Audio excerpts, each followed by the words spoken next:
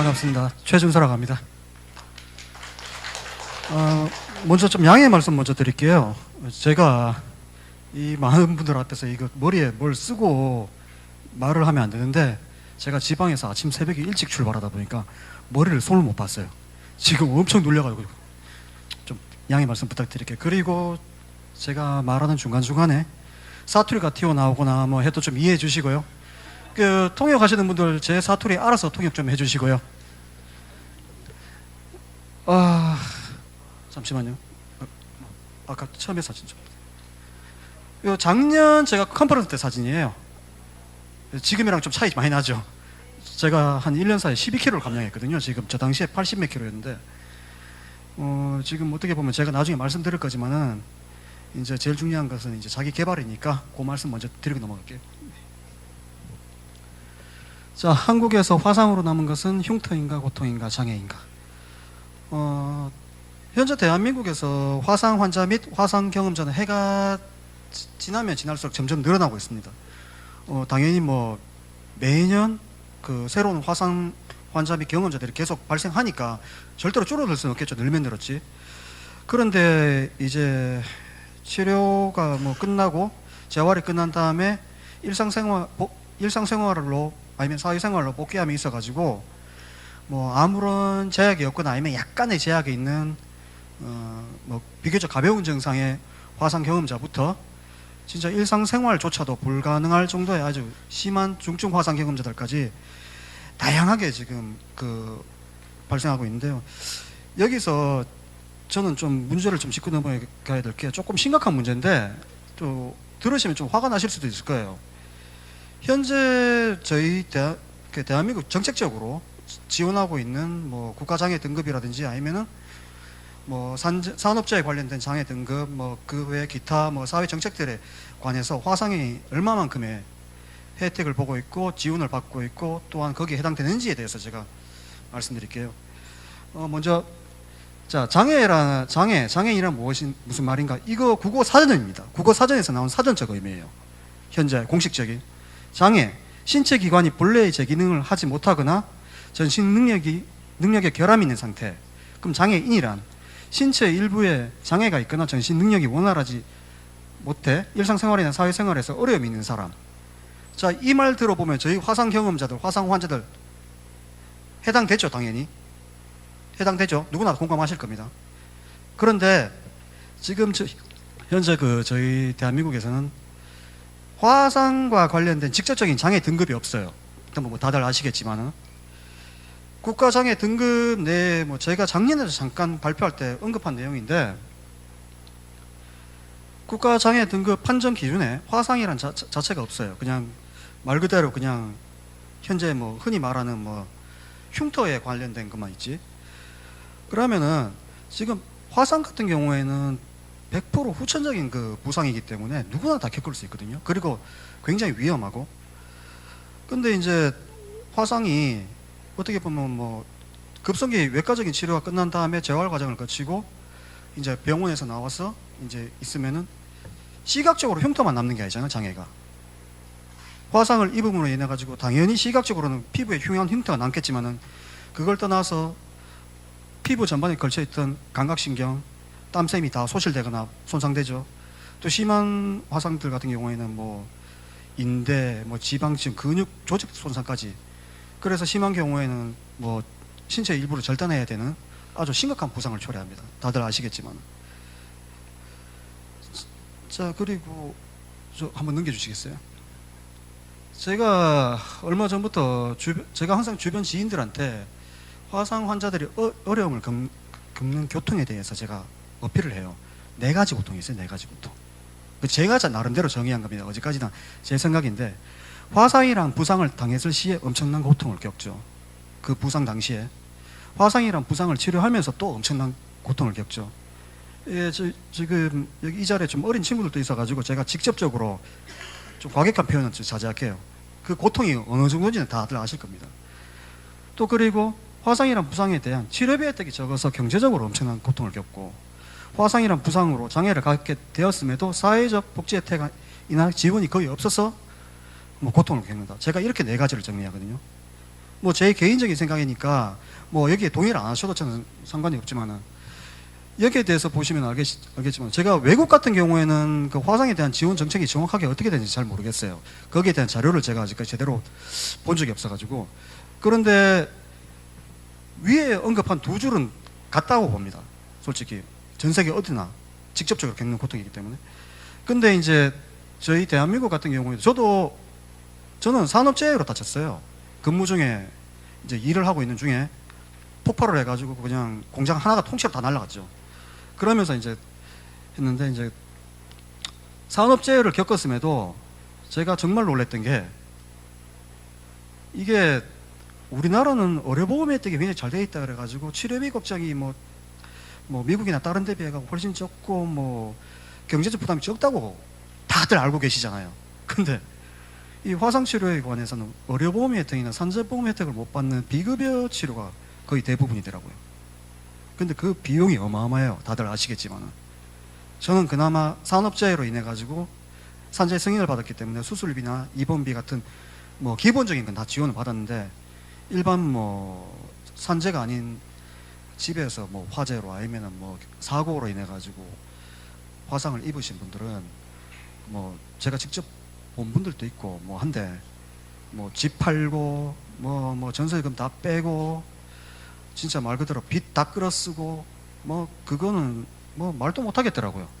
제가 그분들 고통까지는 제가 안 겪어봐서 모르겠는데 저는 다행히 제 개인적으로 개인보험을 한 10여 개를 가까이 들고 있어가지고 거기에서 후유장애 진단금이 엄청나게 나와가지고 이제 뭐 회사 지원 없어도 제가 버텨냈는데 치료를 줄였지만은 그런데 저 같은 경우는 아주 특별한 케이스고요.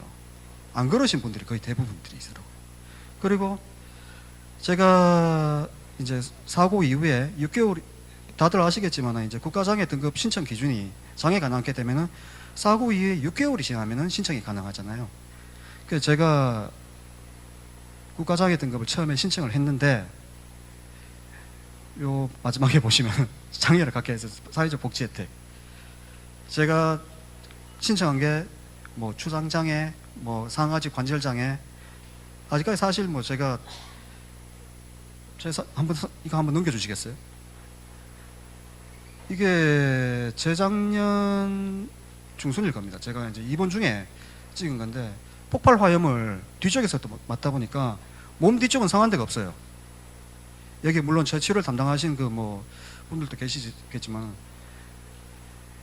머리부터 시작해가지고 뭐 목 부위하고 발등, 손 빼고 뭐 멀쩡한 데가 없어요. 앞쪽 배하고 이런 쪽.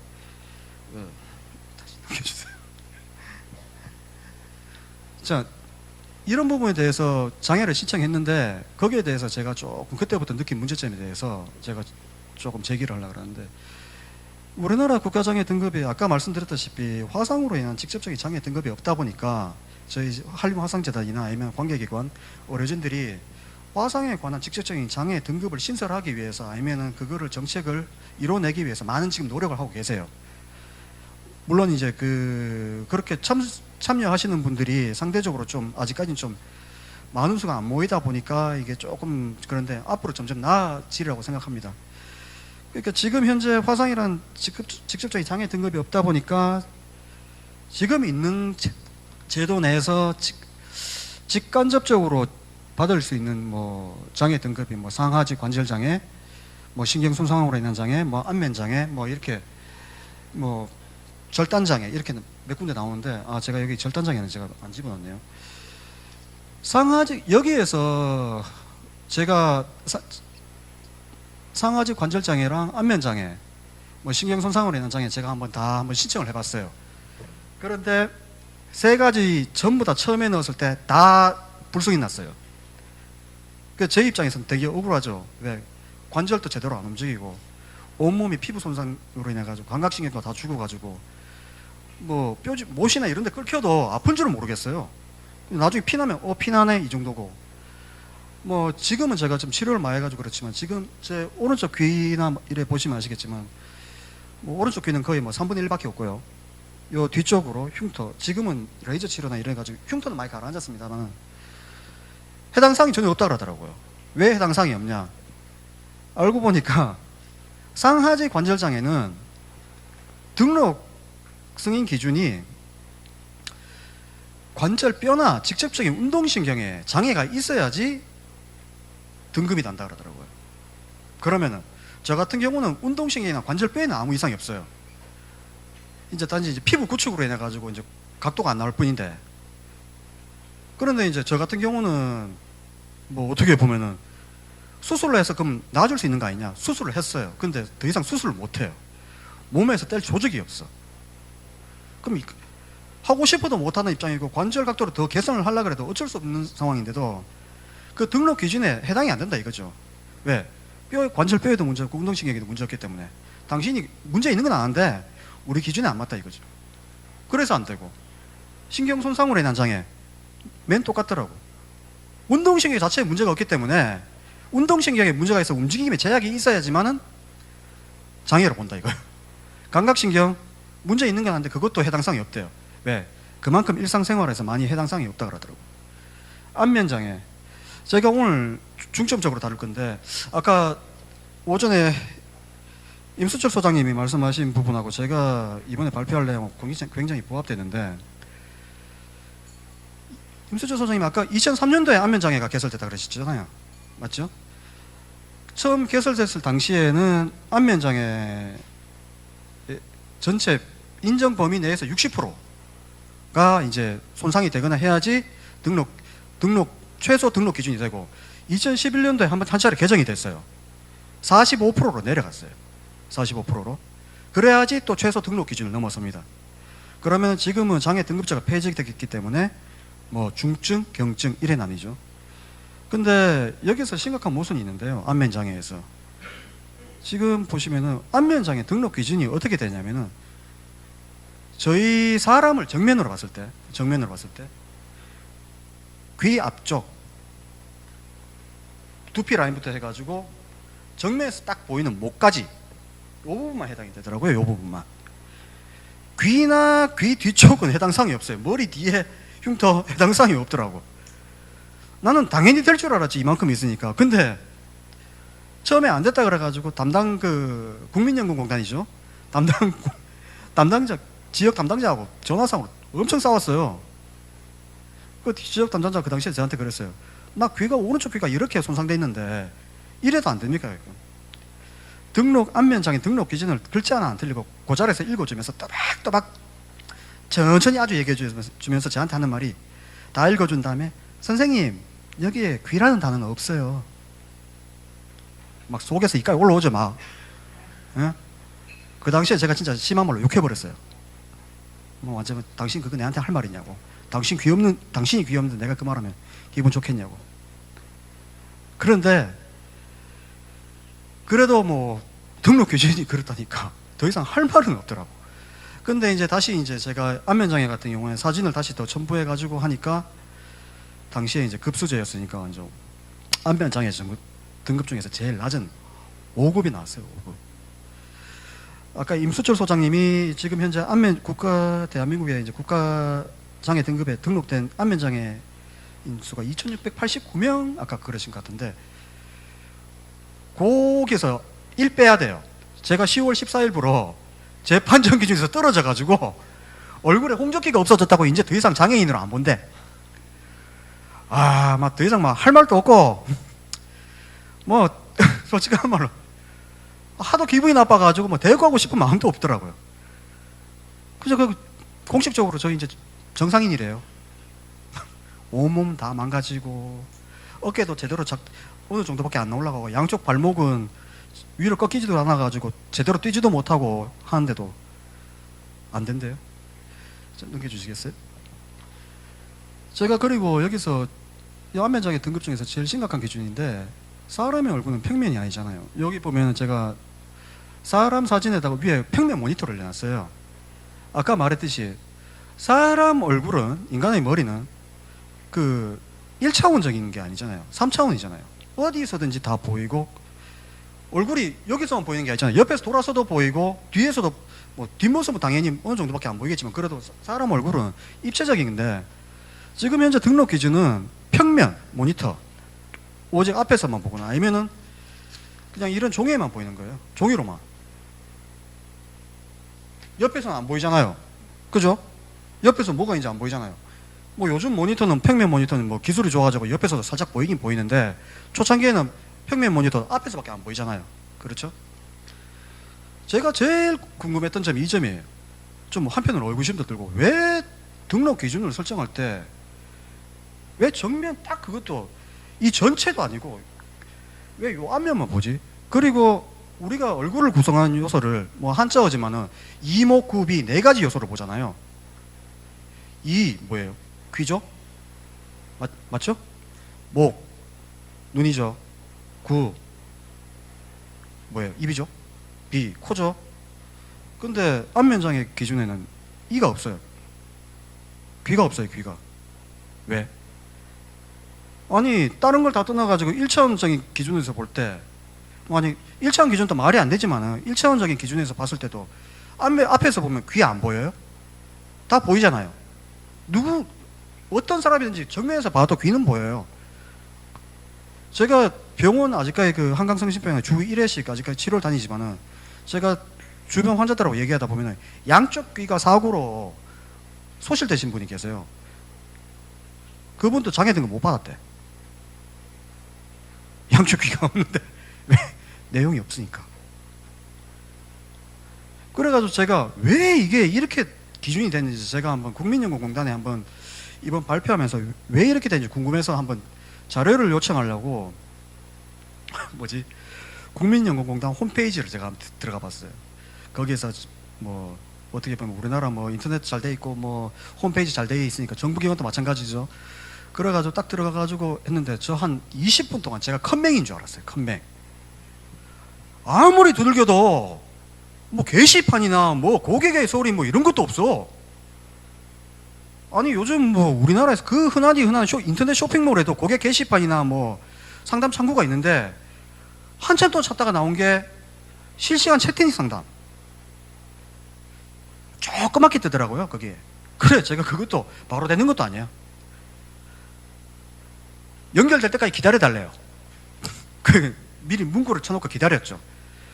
그 안면장애 등급 기준에 관련해가지고 문의사항이 있는데 이 부분에서 뭐 대충 이렇게 써놓으니까 한 5분인가 10분 있다가 그 채팅 상담원이 이건 전문적인 상담을 요하기 때문에 지역구가 사시는 지역 주소지를 가르쳐 달래요. 그러면 그쪽 국민연금공단 그 장애심사부서 담당자를 바꿔주겠대요. 연락처를. 그 말도 안 되는 소리를 하고 있는 거야. 내가 지금 그 사람하고 한 게 솔직히 제가 그 우리나라 저 공공기관 특성을 알고 있기 때문에 솔직히 좀 실망스러웠어요. 왜? 정책 개발을 하는 사람이나 정책 담당 부서, 그러니까 중책을 담당하는 중앙부서 사람하고 만나거나 상담을 하기 원했는데 지역 담당자만 알려준대요. 그것도 전화번호만 딱 바로 알려주더라고. 그래서 제가 전화를 했어요. 외근 중이래요. 그 언제쯤 들어옵니까? 그러니까 한 몇 시쯤 되면 들어올 겁니다.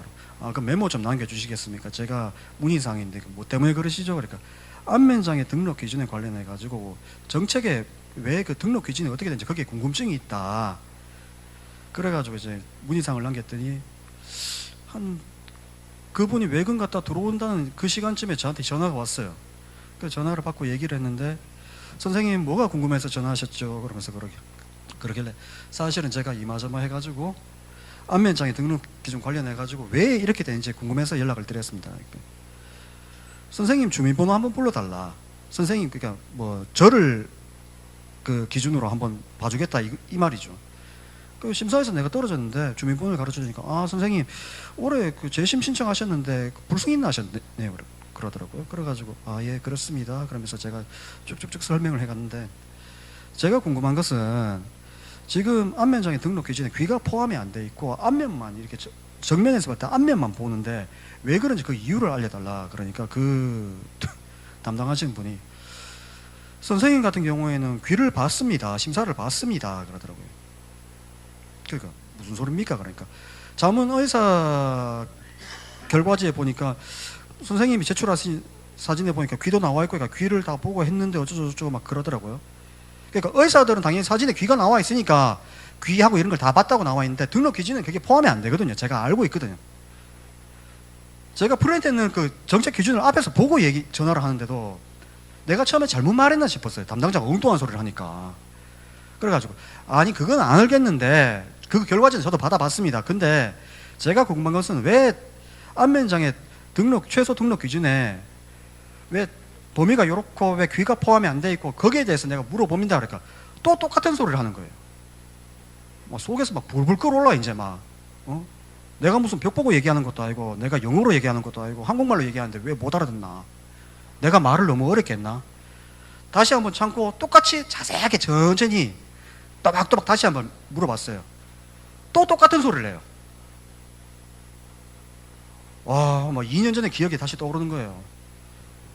아니, 정작 그 사람이 그 부분 거기에 대해서 제대로 알고 있지를 못하는 사람이 점점 그 정책 담당자라는 게, 그래서 제가 더 이상 묻질 않았어요. 예, 알겠습니다. 그래서 다른 방법을 통해 가지고 계속 그 정책이나 이런 부분에 대해서 계속 그 알아봤는데 자료를 주지도 않고 주려고 하지도 않고 근로복지공단의 산재 관련된 정책도 관련돼 가지고 인터넷에 나와 있는 범위 한에서만 보지 더 이상은 못 보게 하더라고요. 내부 규정이나 이런 부분에 대해서 아예 주려고도 하지 않고 굉장히 폐쇄적이더라고요. 왜 물건을 하나 사더라도 문제점이 있거나 이 부분의 성능에 대해서 물어보면 다 세세하게 설명을 해주는데 정작 그 사람의 장애적 신체적 장애를 가지고 궁금해서 물어보는데 거기에 대해서 입을 탁 들어막고 있어요. 이 너무나 폐쇄적이잖아요. 즉, 그 여러분들도 지금 알아야 될 게 제가 지금 제가 원래 하고 싶은 내용의 지금 절반도 제 얘기를 못했는데 지금 저 뒤에 저 발표하실 교수님들도 계시고 해가지고 시간적이 많아서 참 이게 제가 더 이상 길게는 설명 못하겠는데 앞으로 이런 철저한 이런 그 장애 심사 관련된 문제점에 관해서 이런 부분을 개선해야 된다고 누구나 다 이제 느끼실 거예요. 아까 임수철 소장님이 말씀하셨듯이 이거 진짜 솔직히 저희가 모여서 저희가 하나 된 목소리를 내야지만 이게 가능하다고 봅니다. 혼자서 한번 떠들어 봐도 소용없더라고요.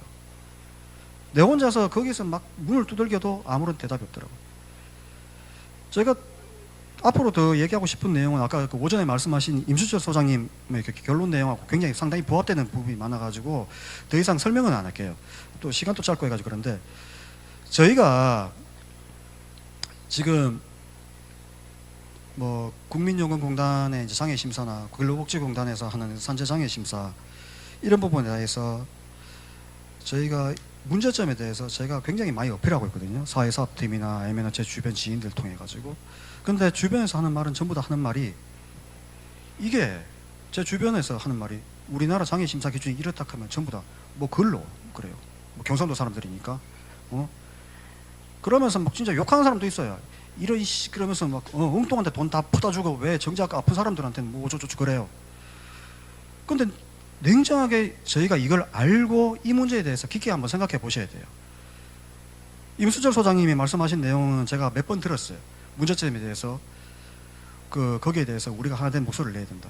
지금 병원에 계신 분들도 계시고 지금 나와서 지금 멘토링 하시는 분들도 계시고 재활치료에 전념하시는 분들도 계실 건데 이 문제에 대해서 모르셨다면 앞으로 진지하게 또 한번 생각해 보셔가지고 저희가 한번 하나 된 목소리를 내는데 한번 기여를 좀 해주셨으면 하고요. 기존에 알고 계셨던 분들은 더더욱 어떻게 보면은 소셜 네트워크나 이런 걸 통해 가지고 저희가 당장 크게는 아니더라도 지금 뭐 지원해 주던 뭐 한림화상재단도 있고 뭐 하니까 그쪽을 통해 가지고도 좀 저희 목소리를 좀 내보도록 하는 게 제가 제일 바라는 점이거든요 지금. 그리고 지금 시간 관계상 제가 더 이상 말은 못 하겠는데 아직까지 우리 사회에서 화상에 대한 인식이 굉장히 부족하기 때문에 계몽과 필요 정책에 대한 홍보 활동이 굉장히 중요합니다. 물론 여기에 대해서는 한림화상재단에서 꾸준히 하고 있고 뭐 베스티안 재단이나 이런 데서 그 외 단체에서 계속 하고 있어요. 하지만은 화상 경험자들, 화상 지금 치료 중인 환자들 분들이 전부 자기 일이에요, 솔직히. 내 일이잖아요. 남의 일이 아니잖아요. 내가 원리 찾아가려고 하면은 남이 밥숟가락 떠먹여 줄 때까지 기다리면 안 돼요. 요즘 그래가지고는 밥 안 줘요. 자기가 밥 먹으려고 하면은 자기가 밥숟가락 떠야 돼요. 그러니까 보다 좀 적극적으로 아니면 이제부터라도 이런 활동에 동참을 해주셨으면 좋겠습니다. 시간 관계상 제가 더 이상 발표는 이어가지는 못하겠고 다음에 이제 소정우 교수님이 말씀하실 거니까 좋은 말씀 부탁드리겠습니다. 감사합니다.